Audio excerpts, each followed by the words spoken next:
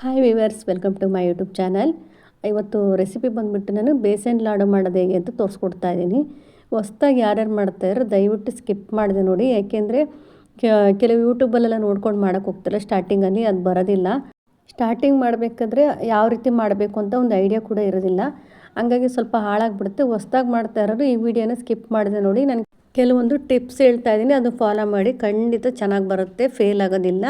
ನಾನಿಲ್ಲಿ 2 ಲೋಟ ಕಡಲೆ ಹಿಟ್ಟಿಗೆ ನಾನು 4 ಲೋಟ ಸಕ್ಕರೆನ ಸಣ್ಣಗೆ ಪುಡಿ ಮಾಡ್ಕೊತಾ ಇದ್ದೀನಿ.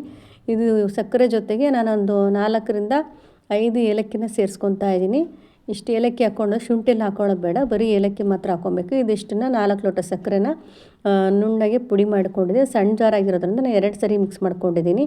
ಇವಾಗ ಸಕ್ಕರೆ ಪುಡಿ ರೆಡಿ ಮಾಡ್ಕೊಂಡಾದ್ಮೇಲೆ ನಾನಲ್ಲಿ 2 ಬೌಲಲ್ಲಿ ಕಡಲೆ ಹಿಟ್ಟು ತೊಗೊಂಡಿದ್ದೀನಿ. ಕಡಲೆ ಹಿಟ್ಟನ್ನು ಫಸ್ಟ್ ಸ್ಟಾರ್ಟಿಂಗಲ್ಲಿ ಏನು ಮಾಡಬೇಕು, ಬರೀ ಒಣಗಿರೋದನ್ನೇ ಚೆನ್ನಾಗಿ ಮೀಡಿಯಮ್ ಫ್ಲೇಮಲ್ಲಿ ಉರಿಬೇಕು. ತುಂಬ ಹೈ ಫ್ಲೇಮಲ್ಲಿ ಇಟ್ಕೊಂಡ್ರೆ ಏನಾಗುತ್ತೆ, ಬೇಗ ಸೀದ್ಬಿಡುತ್ತೆ, ನಮಗೆ ಮಿಕ್ಸ್ ಮಾಡೋಕ್ಕೆ ಸರಿ ಹೋಗೋಲ್ಲ.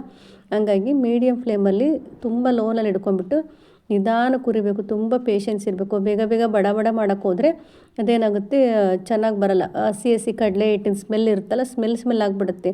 ನಾವೆಷ್ಟು ನಿಧಾನವಾಗಿ ಚೆನ್ನಾಗಿ ಹುರ್ಕೊತೀವೋ ಅಷ್ಟು ಚೆನ್ನಾಗಿ ಈ ಕಡಲೆ ಹಿಟ್ಟಿಂದು ಬೇಸನ್ ಲಾಡು ಅಂತ ಗೊತ್ತೇ ಆಗೋದಿಲ್ಲ. ಅಷ್ಟು ಚೆನ್ನಾಗಿ ಕಡಲೆ ಹಿಟ್ಟಿಂದು ಫ್ಲೇವರೆಲ್ಲ ಕಡಿಮೆ ಆಗುತ್ತೆ ನೋಡಿ. ನಾನು ಈ ರೀತಿಗೆ ಸ್ವಲ್ಪ ಹುರಿದಾದ್ಮೇಲೆ ತುಪ್ಪ ಸೇರಿಸ್ಕೊತಾ ಇದ್ದೀನಿ. ಚೆನ್ನಾಗಿ ಒಣ ಪುಡಿ ಹುರಿದ್ಬೇಕು ಸ್ವಲ್ಪ ಹೊತ್ತು. ಅದು ಹುರಿದು ಬಿಡಿ ಬಿಡಿ ಹಂಗೆ ಬಂದಮೇಲೆ ನಾನು ಸ್ವಲ್ಪ ತುಪ್ಪ ಸೇರಿಸ್ಕೊಬೇಕು.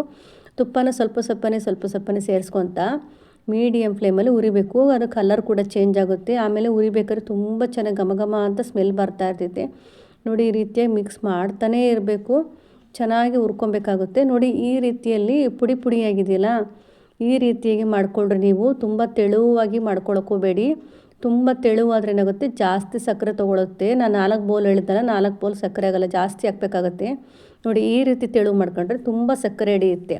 ನಾನು ಆವಾಗಲೇ ತೋರಿಸಿದ್ನಲ್ಲ ಪುಡಿಯಾಗಿರೋ ಥರ ತುಪ್ಪ ಹಾಕಿದ್ದು, ಅದು ಆದರೆ ಕರೆಕ್ಟಾಗಿ ಸಕ್ಕರೆ ಸಾಕಾಗುತ್ತೆ. ಆಮೇಲೆ ತುಂಬ ಸ್ವೀಟ್ ತಿಂದೇ ಇರೋರು, ನಾನು ಹೇಳಿದ್ದೆಲ್ಲ ಸ್ವಲ್ಪ ಉದುದ್ರಾಗಿದ್ದಾಗಲೇ ಅದಕ್ಕಾದರೆ ಕರೆಕ್ಟಾಗಿ ಬರುತ್ತೆ. ಈ ಥರ ಸ್ವಲ್ಪ ತೆಳು ಮಾಡ್ಕೊಂಬಿಟ್ಟು ನಾವು ಸಕ್ಕರೆ ಹಾಕೋಕ್ಕೆ ಹೋದ್ರೆ ಏನಾಗುತ್ತೆ, ಜಾಸ್ತಿ ಸಕ್ಕರೆ, ಇದಿಷ್ಟಕ್ಕೇ ಒಂದು 5ರಿಂದ 5.5 ಬೌಲಷ್ಟು ಸಕ್ಕರೆ ಕಲೆಗಿದೆ ನನಗೆ. ಯಾಕೆಂದರೆ ತೆಳುವಾಗಿದೆ, ತುಂಬ ತೆಳುಗೂ ಇಲ್ಲ ಅದು ನೋಡಿ, ಒಂದು ಮೀಡಿಯಮ್ ಆಗಿದೆ. ಇಷ್ಟಕ್ಕೇ ತುಂಬ ಸಕ್ಕರೆ ತೊಗೊಳುತ್ತೆ. ಹಂಗಾಗಿ ನಾನು ಹೇಳಿದೆ ಸ್ಕಿಪ್ ಮಾಡಿದೆ ನೋಡಿ ಅಂತ ಹೇಳ್ತಾ ಇರೋದು. ಇನ್ನು ಮುಂದೆ ನಾನು ನೋಡ್ತಾ ಹೋಗಿ ಸ್ಕಿಪ್ ಮಾಡ್ದೇನೆ, ಅದು ಟಿಪ್ಸ್ಗಳು ಹೇಳ್ತಾ ಹೋಗ್ತೀನಿ ನಾನು ನೋಡಿ. ಇಷ್ಟು ರೀತಿಯಾಗಿ ತುಪ್ಪ ಹಾಕ್ಕೊಂಡು ನಾನು ಈ ರೀತಿಯಾಗಿ ಮಾಡ್ಕೊಂಡಿದ್ದೀನಿ. ಇಷ್ಟು ತೆಳುದಕ್ಕೆ ಏನಾಗುತ್ತೆ, ಸಕ್ಕರೆ ಜಾಸ್ತಿ ತೊಗೊಳುತ್ತೆ.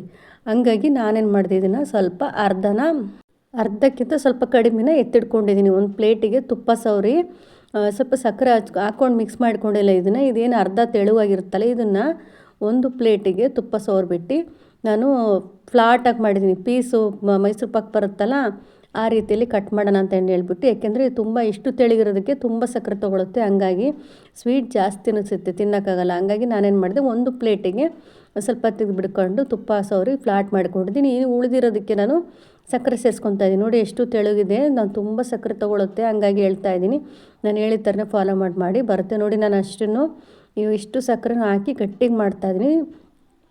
ಇಲ್ಲ ಆವಾಗಲೇ ತಿಂದು ಖಾಲಿ ಮಾಡ್ತೀವಿ ಅಂದರೆ ತೆಳುಗಿದ್ರೂ ಪರವಾಗಿಲ್ಲ, ಅಡ್ಡಿ ಇಲ್ಲ. ಇನ್ನೊಂದು 2 ದಿನ 3 ದಿನ ಇಟ್ಕೊತೀವಿ ಅನ್ನೋದಾದರೆ ಈ ರೀತಿಯಲ್ಲಿ ಗಟ್ಟಿಗೆ ಮಾಡ್ಕೊಬೇಕು. ಈ ಸಕ್ಕರೆ ಪುಡಿಯಲ್ಲಿ ಏನಿದೆ, ನಾವು ಇದನ್ನು ಚೆನ್ನಾಗಿ ಚಪಾತಿ ಕಲಿಸ್ಕೊತೀವಲ್ಲ, ಆ ರೀತಿಯಲ್ಲಿ ಚೆನ್ನಾಗೆಲ್ಲ ಮಿಕ್ಸ್ ಆಗೋ ಥರ ನೀಟಾಗಿ ಕೈಯಲ್ಲಿ ಚೆನ್ನಾಗಿ ನಾದ್ಕೊಬೇಕಾಗತ್ತೆ. ಚೆನ್ನಾಗಿರುತ್ತೆ, ಪರವಾಗಿಲ್ಲ. ಅಂದರೆ ಇದು ಜಾಸ್ತಿ ಸಕ್ಕರೆ ಹಿಡಿಯುತ್ತೆ ಅಷ್ಟೇ. ತೆಳು ಸ್ವಲ್ಪ ಸ್ವೀಟ್ ತಿನ್ನಲ್ಲ ಅನ್ನೋರು ಏನು ಮಾಡ್ಬೋದು, ಸ್ವಲ್ಪ ತೆಳು ನಾನು ಹೇಳಿದ್ರೆ ಮೈಸೂರು ಪಾಕ್ ಥರ ಆ ರೀತಿಯಾಗಿ ಮಾಡ್ಕೊಬೋದು. ಅದೇ ನಾನು ಹೇಳಿದೆ ಉದ್ರಾಗಿ ಮಾಡಿದ್ದೀವಲ್ವ, ಆ ರೀತಿಗೆ ಸ್ಟಾಪ್ ಮಾಡ್ಕೊಳ್ಳಿ.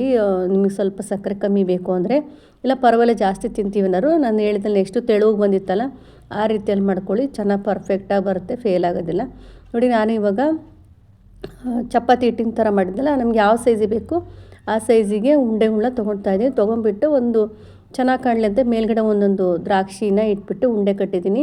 ನೀವು ಬೇಕಾದರೆ ಹುರಿತೀರಲ್ವ ಹಿಟ್ಟನ್ನು, ಅದರೊಳಗಡೆ ದ್ರಾಕ್ಷಿ ಗೋಡಂಬಿ ತುಪ್ಪ ಜೊತೆ ಹುರಿತೀರಲ್ವ, ಆ ಹಿಟ್ಟು ಜೊತೆಗಿನ ಹಾಕ್ಕೊಂಡು ಹುರಿದ್ಬಿಡಿ. ನಾನಿಲ್ಲಿ ಒಂದೊಂದನ್ನು ಮಾತ್ರ ಹಾಕ್ಕೊಂಡಿದ್ದೀನಿ. ಈ ರೀತಿಯಾಗಿ ಚೆನ್ನಾಗಿರುತ್ತೆ ನೋಡೋಕ್ಕೆ ಅಂತ ಹೇಳ್ಬಿಟ್ಟು. ಯಾವುದೇ ಕಾರಣಕ್ಕೂ ಯೂಟ್ಯೂಬಲ್ಲಿ ತೋರಿಸ್ತಾರಲ್ವ ತೆಳುವು ಅಂತಂದು, ಆ ರೀತಿಯಾಗಿ ತೆಳುವು ಮಾಡ್ಕೊಂಬಿಟ್ರೆ ಬರುತ್ತೆ, ಫೇಲ್ ಆಗುತ್ತೆ ಅಂತ ಹೇಳಲ್ಲ, ಬರುತ್ತೆ ಅಂದರೆ ಜಾಸ್ತಿ ಸಕ್ಕರೆ ತೊಗೊಳುತ್ತೆ ಅಂತ ಹೇಳ್ತೀನಿ ನೋಡಿ. ಇವಾಗ ಇಷ್ಟು ಉಂಡೆ 2 ಉಂಡೆ ಕಟ್ಟಿಟ್ಟು ನಾನು ಎಲ್ಲ ಉಂಡೆನೇ ಕಟ್ಟಿಟ್ಕೊಂಬರ್ತೀನಿ. ತೋರಿಸ್ತೀನಿ ಇವಾಗ ಯಾವ ರೀತಿಯಲ್ಲಿ ಬಂದಿದೆ ಉಂಡೆಗಳು ಅಷ್ಟು ಅಂತಂದು. ನೋಡಿ ನಾನು ಎಷ್ಟು ಉಂಡೆಗಳ್ನೂ ಕಟ್ಟಿಟ್ಟಿದ್ದೀನಿ. ಇದು ಸ್ವಲ್ಪ ತಣ್ಣಗಾದ್ಮೇಲೆ ಗಟ್ಟಿಯಾಗುತ್ತೆ, ತುಂಬ ಗಟ್ಟಿಯಾಗಲ್ಲ, ಒಂದು ಮೀಡಿಯಮ್ಮಾಗಿ ಇರುತ್ತೆ, ತುಂಬ ಗಟ್ಟಿಯೆಲ್ಲ ಆಗೋಕ್ಕೆ ಹೋಗಲ್ಲ ಅದು. ನೋಡಿ ನಾನಿವಾಗ ತುಪ್ಪ ಸವರ್ಬಿಟ್ಟು ಸ್ವಲ್ಪ ನೋಡಿ ಮೀಡಿಯಮ್ ಆಗಿದೆ. ಮೈಸೂರು ಪಾಕ್ ಅಂದರೆ ಇದೆಲ್ಲ ಬೇಗ ಖಾಲಿ ಮಾಡ್ಕೊಬೋದು, ಏನು ತೊಂದರೆ ಇಲ್ಲ. ಆವಾಗಲೇ ತಿನ್ನಬೇಕು ಅಂತೇನಿಲ್ಲ, ಬರೀ ತುಪ್ಪ ಹಾಕಿರೋದ್ರೆ ನೀರಲ್ಲೇ ಮಿಕ್ಸ್ ಮಾಡಿಲ್ಲ, ಹಂಗಾಗಿ ಏನು ಹಾಳಾಗೋದಿಲ್ಲ. ನಾನು ಅದನ್ನು ಬರ್ಫಿ ಥರ ಮಾಡಿದ್ದೀನಿ. ಸ್ವಲ್ಪ ನಮ್ಗೆ ಯಾವ ಶೇಪಲ್ಲಿ ಬೇಕೋ ಅದನ್ನ ಕಟ್ ಮಾಡ್ಕೊಂಡಿದ್ದೀನಿ. ಇದು ಸ್ವಲ್ಪ ತೆಳುಗಿದೆ, ಅದನ್ನು ಮಾತ್ರ ಅರ್ಧ ಎತ್ತಿಟ್ಕೊಂಡಿದ್ದೆಲ್ಲ ತುಂಬ ಟೈಟಾಗಿ ಸಕ್ಕರೆನೆಲ್ಲ ಚಪಾತಿ ಹಿಟ್ಟಿನ ಥರ ಕಲಿಸ್ಬಿಟ್ಟು ಲಡ್ಡು ಮಾಡಿದ್ದೀನಿ. ಚೆನ್ನಾಗಿ ಬಂದಿತ್ತು. ಹೊಸ್ದಾಗಿ ಮಾಡ್ತಿರೋರು ಮಾಡ್ಬೋದು. ನಾನು ಹೇಳಿರೋ ರೀತಿನ ಟಿಪ್ಸ್ ಫಾಲೋ ಮಾಡಿ ತುಂಬ ಚೆನ್ನಾಗಿ ಬರುತ್ತೆ. ಬೇಸನ್ ಲಾಡನ್ನ ಈಸಿಯಾಗಿ ಮನೆಯಲ್ಲೇ ಮಾಡ್ಕೊಬೋದು. ಹೊರಗಡೆ ಕೊಟ್ಟು ಕೊಂಡ್ಕೊಂಬಂದು ತಿನ್ನೋದಕ್ಕಿಂತ ಮನೆಯಲ್ಲೇ ತುಂಬ ಚೆನ್ನಾಗಿ ಟೇಸ್ಟಾಗಿ ಮಾಡ್ಕೊಬೋದು. ನಾನೊಂದು ಸರಿ ಮಾಡಿದ್ದೆ ಲಾಡು. ಯಾವ ಥರ ಮಾಡಿದ್ದೆ ಅಂದರೆ, ನಾನು ತುಪ್ಪ ಹಾಕ್ಬಿಟ್ಟು ಕಡಲೆ ಹಿಟ್ಟನ್ನ ಹುರಿದೆ, ಚೆನ್ನಾಗಿ ಹುರಿದ್ಬಿಟ್ಟು ಬಿಡಿ ಬಿಡಿಯಾಗಿ ಬರುತ್ತಲ್ಲ, ಆ ಟೈಮಲ್ಲಿ ನಾನು ಬಾಣಲಿಗೆ ಸಕ್ಕರೆ ಹಾಕ್ಕೊಂಬಿಟ್ಟಿದ್ದೆ, ಪುಡಿ ಸಕ್ಕರೆನ. ಆವಾಗ ನಮಗೆ ಉಂಡೆ ಕಟ್ಟೋಕ್ಕೆ ಯಾವ ರೀತಿ ಕನ್ಸಿಸ್ಟೆನ್ಸಿ ಬೇಕಾಗುತ್ತೆ ನೋಡಿಕೊಂಡು ನಾನು ಆವಾಗ ಸ್ಟವ್ನ ಆಫ್ ಮಾಡಿಕೊಂಡು ಉಂಡೆ ಕಟ್ಟಿದ್ದೆ. ಅದು ಚೆನ್ನಾಗಿ ಬಂದಿತ್ತು. ನನಗೆ ಈ ರೀತಿ ಟ್ರೈ ಮಾಡೋಣ ಅಂತ ಹೇಳ್ಬಿಟ್ಟು ಚೆನ್ನಾಗಿ ತೆಳುವು ತುಪ್ಪ ಹಾಕ್ಬಿಟ್ಟು ಮಾಡೋಕ್ಕೆ ಹೋದೆ. ಅದು ಜಾಸ್ತಿ ಸಕ್ಕರೆ ತೊಗೊಳುತ್ತೆ.